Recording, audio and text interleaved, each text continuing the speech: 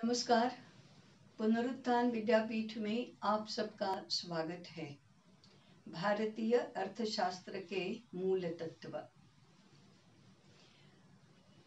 कल हमने उत्पादन के बारे में दो नियमों की चर्चा की थी। उत्पादन करते समय पर्यावरण का प्रदूषण नहीं होना चाहिए और उपभोक्ता का स्वास्थ्य खराब नहीं होना चाहिए। तीसरा एक मूल्य है जो सांस्कृतिक मूल्य है। यह मूल्य है उत्पादन करते समय या उत्पादन की व्यवस्था में मनुष्य का स्वातंत्र्य नाश नहीं होना चाहिए। मनुष्य की स्वतंत्रता छीनी नहीं जानी चाहिए। अब ये कैसे होता है? तो भारतीय पारंपरिक व्यवस्था हर एक काम करने वाले व्यक्ति को अपने काम का स्वामित्व प्रदान करने वाली थी। फुटपाथ के किनारे बैठकर फटे जूते सीने वाला मोची भी अपने अर्थार्जन के काम का मालिक होता था। खेत में काम करने वाला किसान अपने खेत का और अपनी उपज का मालिक होता था। वस्त्र बुनने वाला बुनकर अपने व्यवसाय का मालिक होता था। दुकान चलाने वाला व्यापारी अपनी दुकान का और अपने व्यापार का मालिक होता था। गाड़ी चलाने वाला भी अपनी गाड़ी का मालिक होता था। आज इसके स्थान पर दुकानों में सेल्समैन होते हैं।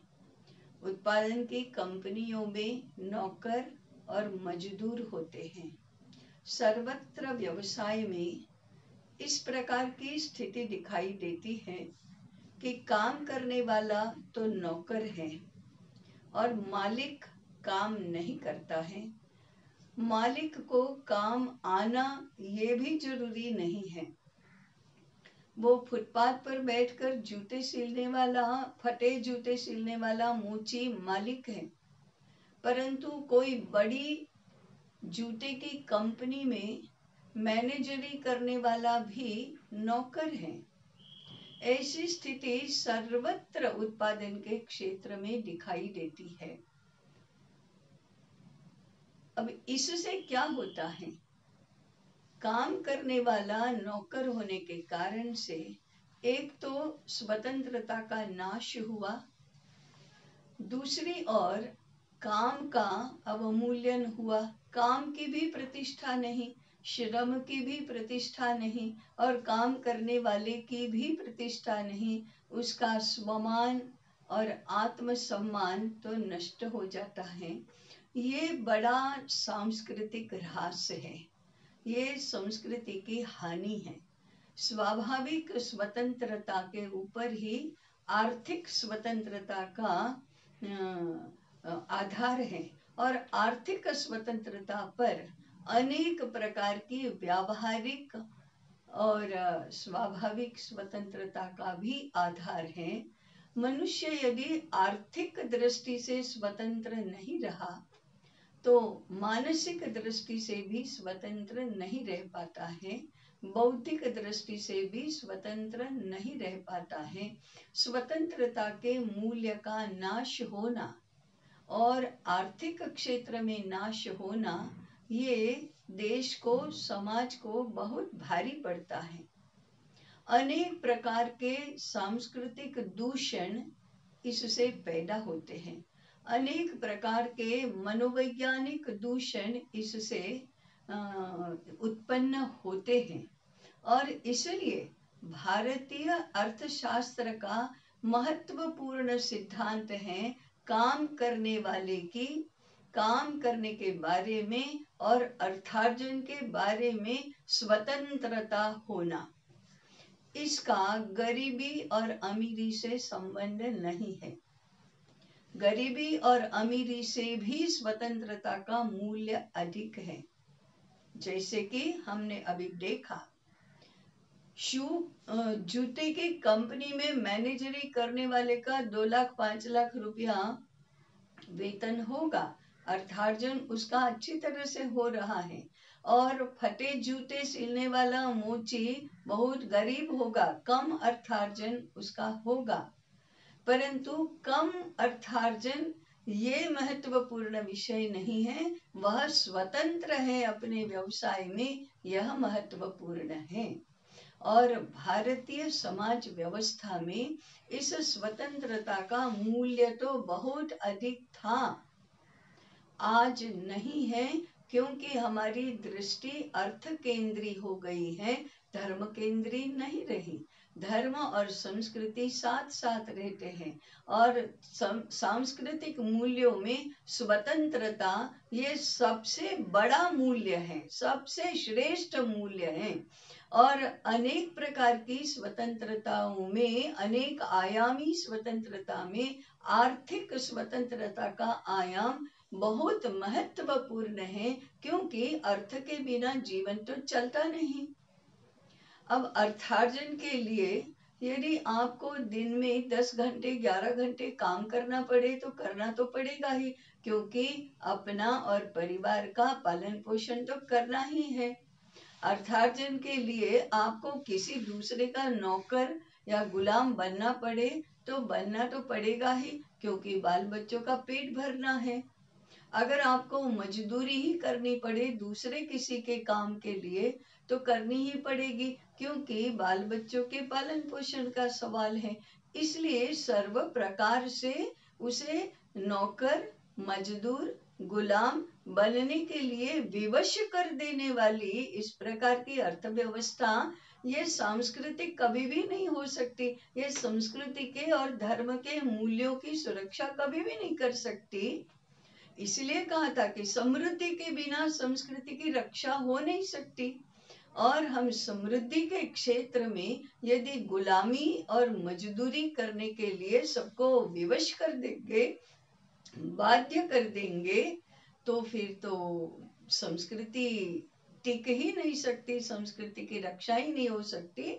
आज इस प्रकार की व्यवस्था हुई है और वह व्यापक मात्रा में हो गई है कि काम करने वाला या तो नौकर है या तो मजदूर है। अर्थार्जन भले ही कदाचित उसका अच्छा होता होगा, परंतु अपनी स्वतंत्रता को तो वह बेच ही देता है, बेचने के लिए बाध्य हो जाता है।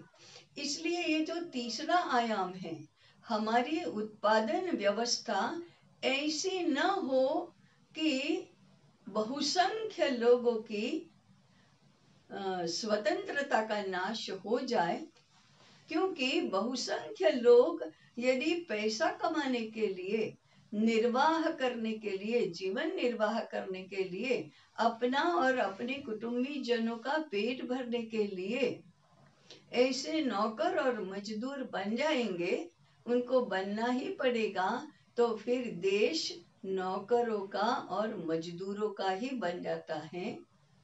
ये नौकर और मजदूर ये केवल शारीरिक स्थिति नहीं है, वह मानसिक स्थिति भी है। तो मजदूरी और नौकरी ये गुलामी का व्यावहारिक स्वरूप है। ये अपनों की गुलामी और अपनों की मजदूरी ये विषय ही नहीं है। व्यक्ति गुलाम है, काम करने वाला गुलाम है, काम करने वाला मजदूर है, नौकर है। तो नौकरों और मजदूरों के बहुसंख्या होने वाला समाज गुलाम मानसिकता वाला ही बन जाता है। स्वमान, स्वाभिमान, स्वतंत्रता, दायित्व ये सब रहते ही नहीं है। स्वतंत्रता के साथ रहने वाली ये मूल्य जैसे ही नौकरी और मजदूरी की व्यवस्था बढ़ जाती है तो स्वाभाविक रूप से ही नष्ट हो जाते हैं, अदृश्य हो जाते हैं।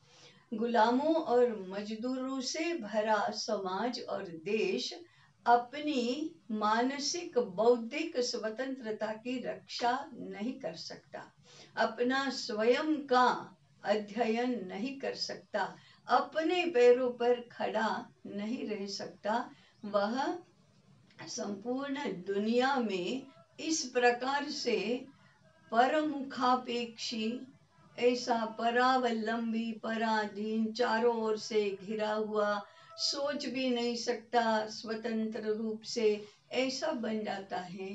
क्या हम नहीं देखते कि आज के भारत की स्थिति तो ऐसी ही है, क्योंकि हमने सोच समझकर देखते ही देखते सब कुछ अपने अपने आप ही कहीं पर तो विवश होकर ऐसी उत्पादन व्यवस्था बना दी है जिसमें नौकरी और गुलामी, नौकरी और मजदूरी ही अधिक मात्रा में हो। इसके लिए यंत्र और ऊर्जा किस प्रकार से अपना योगदान देते हैं, वाणिज्य की अपनी व्यवस्था किस प्रकार से इस मानसिकता का निर्माण हो, इसके लिए अपना योगदान देती है, इसका विचार भी हमें करना चाहिए। ये बहुत गंभीर बातें हैं, परंतु इतनी व्यापक हैं कि अब इनकी गंभीरता ही ध्यान में नहीं आती। इतना इसका दूरगामी परिणाम, व्यापक परिणाम क्या होता है, इसका आकलन करने की न तो शक्ति बचती है, न समय बचता है, न इसकी आवश्यकता का अनुभव होता है। इतना गहरा ये दूषण उतर गया है इस विषय की। कहाँ से ये गुलामी और मजदूरी वाला उत्पादन क्षेत्र हो गया, कैसे हो गया, इसकी चर्चा अगले अध्याय में करेंगे। तब तक के लिए नमस्कार।